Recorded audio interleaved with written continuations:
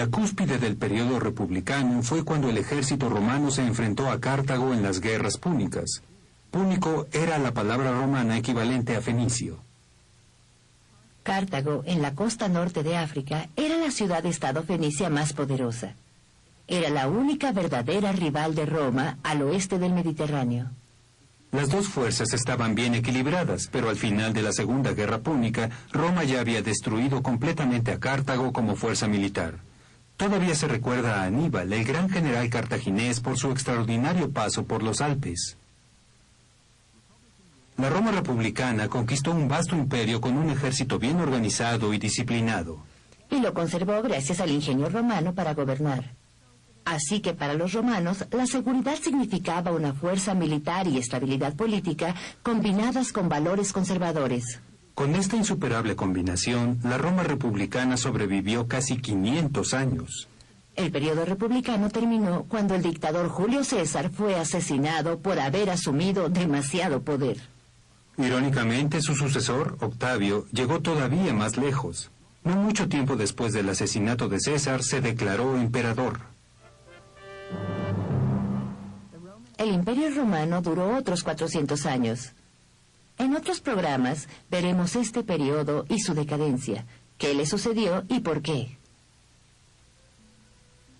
Hasta ahora hemos hablado de algunas de las fuentes de seguridad más importantes: la religión, la fuerza militar y la cultura.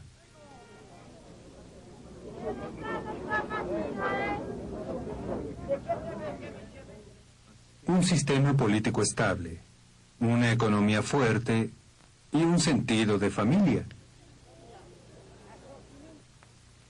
En algunas sociedades, los derechos y obligaciones del individuo eran señalados claramente en códigos oficiales de comportamiento. Las 12 tablas romanas decretaban, por ejemplo, que todos los niños debían ser educados sin importar su sexo.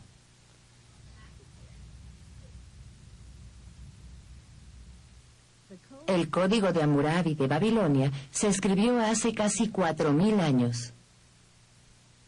Si un albañil construyó una casa para una persona y no hizo su trabajo seguro y la casa se viene abajo y ocasiona la muerte de su propietario, el constructor recibirá la pena de muerte.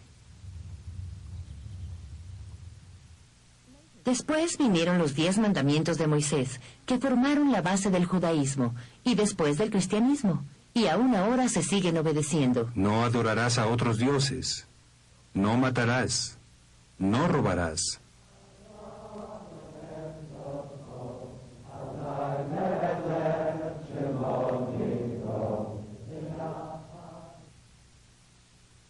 En China, hace 2500 años, un maestro llamado Confucio respondió a la corrupción y miseria de su tiempo con un llamado a la justicia y responsabilidad social. El concepto central en su enseñanza es el yen, que se puede traducir como amor por la humanidad. El confucianismo sigue siendo uno de los sistemas de creencias más importantes de China. Al mismo tiempo que Confucio enseñaba en China, un noble de la India buscaba el significado de la existencia humana.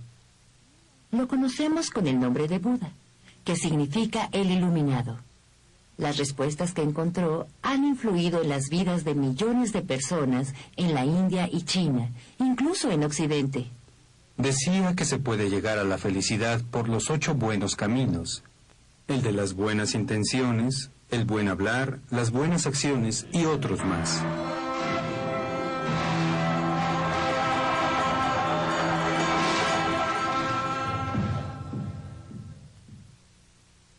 «500 años después de Confucio y Buda, Jesús de Nazaret dirigió un sermón a sus seguidores. Se llamó el Sermón de la Montaña y sirvió de base para otra de las religiones con mayor influencia en el mundo, el cristianismo. En él, Jesús propuso una nueva ley de amor. Ustedes aprendieron, como les fue dicho, amen a su vecino y odien a su enemigo.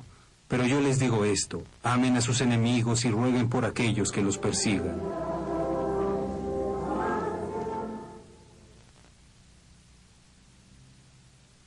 Hemos hemos visto cómo un simple templo, diseñado para venerar a una deidad, se convirtió en una compleja fortaleza religiosa.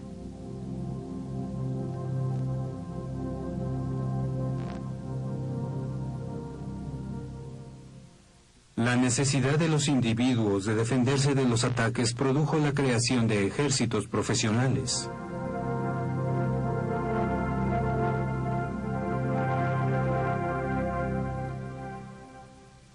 Y las reglas de sentido común que ayudaban a tener buenas relaciones con amigos y vecinos se convirtieron en códigos detallados de conducta, y algunos todavía nos rigen, como la Torá y la Biblia. La necesidad de crear, desde las primeras marcas en fragmentos de cerámica a la belleza de los jarrones griegos rojos.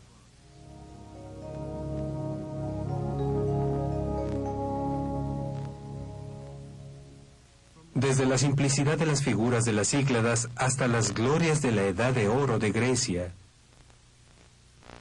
tuvieron una parte importante en el desarrollo de la civilización.